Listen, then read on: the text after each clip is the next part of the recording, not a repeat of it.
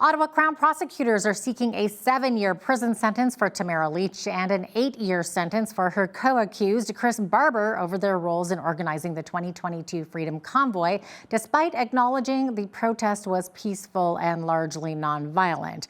The sentencing hearing is scheduled for July 23rd in Ottawa.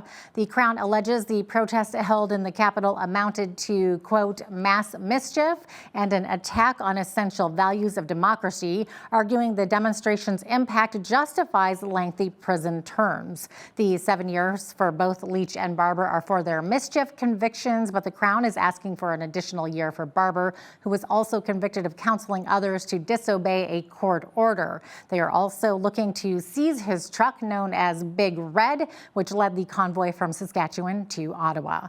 Toronto-based criminal defense lawyer Ari Goldkind said the sentences requested by the Crown are one of the most grotesque he has ever seen.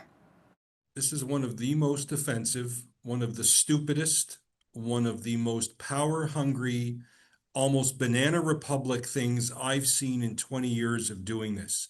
You just look at the kinds of sentences that people get for violent crimes, rapes, child molestation, child pornography, carjackings, home invasions. This is lawfare, to use that term, at one of the worst and most egregious scales ever. This makes my blood boil. You compare the 7 and 8 year sentence they're seeking for Lich and Barber, where nobody will dispute these were peaceful protests, basically saying, don't make me take a vaccine, excuse me, clearing my throat on purpose.